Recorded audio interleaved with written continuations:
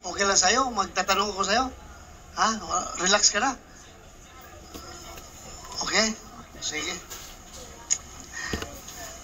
Ma'am, sa mga nag-viral na dokumento na nagdadamay sa pangalan mo, sa tingin mo ba may katotohanan ang mga nasabing dokumento? Sa tingin mo? Unang-una po, hindi ko alam ito po sa mga dokumento. Nalaman ko na lang yan nung pinakita sa akin.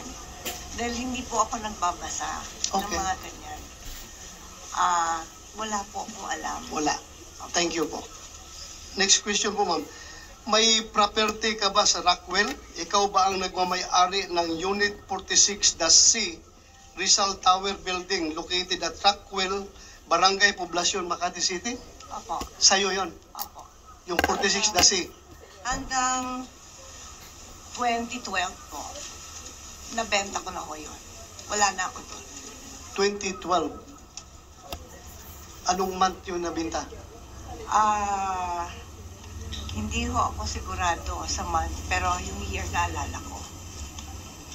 Time the occupant of such unit, yung Unit 46-C. Opo. 2012 bininta mo. Yes, Your And your pre-ops was 2012. 2012, Your Honor. 2012. March 11. Wala. Kung meron kayong Hanapin ko po. hanapin mo. Thank you. Ito rin ma'am, may napabalita in 2011. Two former household workers who lodged a complaint of serious physical injury against Maricel Soriano stated that they decided to flee from the actress condominium unit also because of her alleged cocaine use. Ano pong masasabi mo dito sa balita na ito? Hindi po totoo yan. Hindi totoo. Hindi po. Thank you. I just want to get your answer para to set the record straight. Yes po. So hindi totoo yon. Hindi po. Pero totoo na meron kayong dalawang katulong sa bahay na dalawa na umalis, Opo, kasi ninakawan po nila ako. ninakawan kanila. Opo. Totoo na binugbog mo sila o hindi? Paano ko naman po bububugin? Dalawa po sila. Okay. I'm just confirming the report, the news report. Thank you po ma'am. Maraming salamat for your cooperation.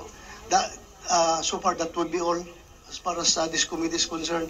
Yung confirmation mo lang as to the ownership and occupancy of that unit in the year 2012. Please pakibasa. Ito.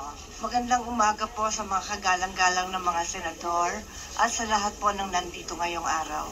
Ako po ay nakatanggap ng imbitasyon galing po kay Senator Bato de la Rosa para magbigay ng komento tungkol sa issue na pinag-uusapan dito sa hearing.